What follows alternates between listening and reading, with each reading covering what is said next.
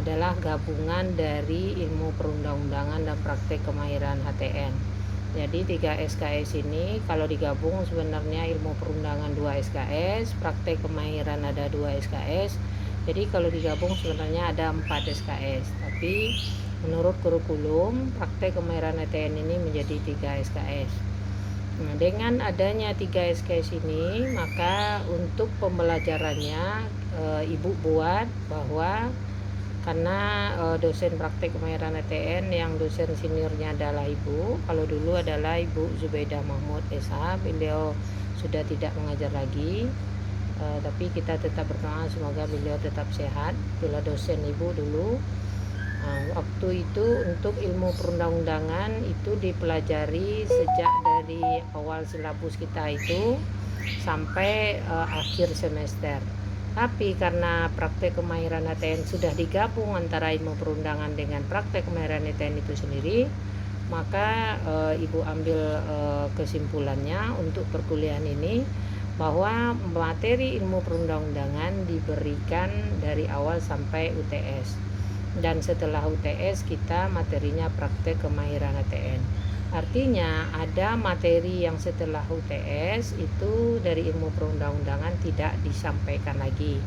Jadi kemarin hanya sampai 4 klasifikasi kelompok besar dari norma hukum. Ya, itu saja sampai kemarin. Nah, sebenarnya pembahasan itu dia harus lebih lanjut, dikupas lagi teori hukum dari Hankelsen. Ya, teori norma hukum dari Hankelsen dilanjutkan dengan teori norma hukum oleh muridnya itu Hans Nawiaski, dan itu tidak sempat lagi kita atau Ibu berikan di materi pada materi praktek kemahiran HTN.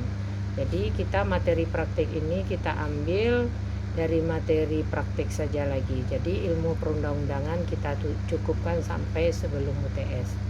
Itu yang perlu disampaikan pada sore hari ini. Itu yang pertama. Yang kedua, terkait dengan hasil dari UTS, untuk minggu depan akan disortir mereka yang tidak memenuhi nilai dengan catatan masih nilai posisi C, paling tinggi C+, itu akan Ibu suruh untuk menjawab kembali soal-soal yang telah diberikan minggu kemarin. Tapi bukan berarti nilai UTS-nya ditambahkan. Dalam hal ini hanya akan dimasukkan sebagai keaktifan kelas saja. Jadi nilai UTS tetap diambil dari menjawab yang pertama. Kemudian yang ketiga, walaupun kita kuliahnya secara daring, yang harus diingat kita atau terutama Ibu sendiri berharap kualitas tidak turun.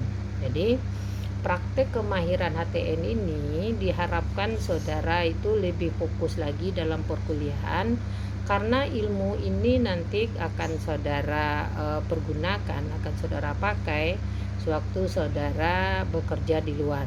Jadi setelah sarjana hukum, apakah nanti bekerja di kantor gubernur, di bagian hukum dan perundang-undangan, di bagian sekretariat DPRD, di kantor bupati, kantor wali kota. Ya, kalau kantornya sebenarnya namanya balai kota, tapi kantornya kantor wali kota. Di bagian hukum dan perundang-undangan, maka ilmu dari praktek kemahiran HTN ini akan membantu saudara dalam memahami peraturan perundang-undangan dan peraturan daerah. Itu kalau saudara sudah menjadi sarjana hukum. Tapi sebelum saudara menjadi sarjana hukum, pas waktu saudara misalnya apakah besok ini telah mendaftar waktu KKN, mendaftar KKN itu saudara harus tahu SKS yang telah saudara peroleh itu 98 ditambah dengan SKS semester sekarang. Kenapa? Mengapa bisa ditambah dengan SKS semester sekarang? Karena saudara dianggap telah lulus semester sekarang. KKN itu nanti diadakan pada bulan September. Artinya saudara sebenarnya sudah selesai satu semester ini. Jadi ilmu dari praktek kemahiran HTN ini akan saudara bawa apabila nanti walaupun saudara bisa misalnya KKN-nya secara daring, tapi ilmunya akan bisa saudara bawa dalam mengkaji mengenai peraturan nagari. Jadi masyarakat tidak akan tahu saudara apakah PK-nya, program kekhususannya, walaupun misalnya saudara di luar dari bahagian PKHTN, tapi saudara tetap dipandang masyarakat nanti adalah calon sarjana hukum yang harus saudara tahu, saudara pahami dalam pembentukan peraturan perundang-undangan, tata cara membuatnya, dan hierarki dari peraturan perundang-undangan tersebut. Itu saudara harus paham. Masyarakat di luar tidak akan paham saudara apakah PK-nya, orang tidak akan lihat. Sama seperti ibu, kalau di akademik ibu mengajar, walaupun dulu perkuliahan S1 sampai S3 adalah hukum tata negara, di bagian akademik mengajar di bagian hukum tata negara, tapi kalau beracara di luar tidak di bagian itu. Jadi beracara bisa kasus perdata, bisa kasus pidana, bisa kasus ini cerai talak rujuk itu di pengadilan agama, dan juga bisa kasus di petun. Jadi di luar sana hakim tidak mempertanyakan, oh ibu ini adalah orang ATN, tidak.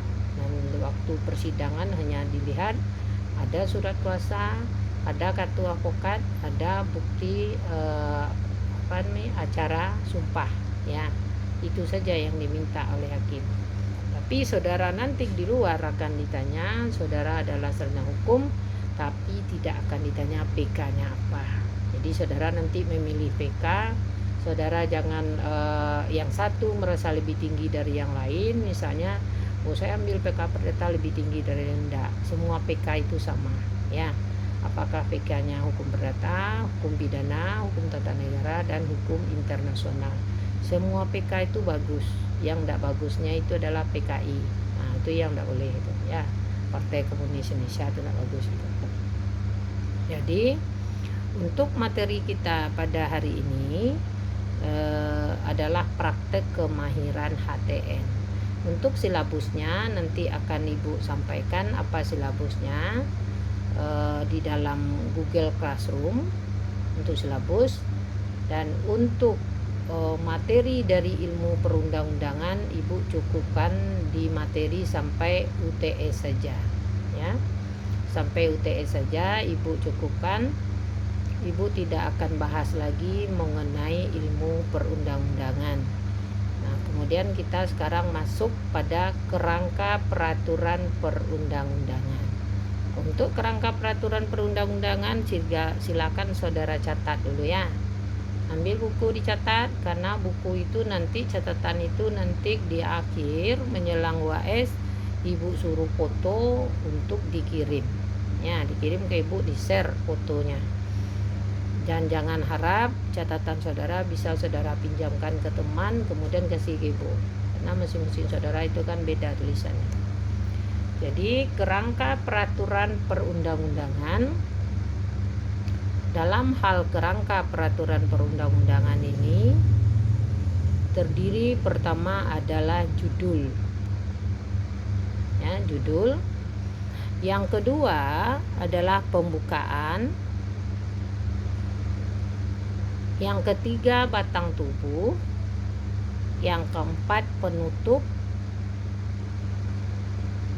Kelima penjelasan jika diperlukan. Dan yang keenam lampiran.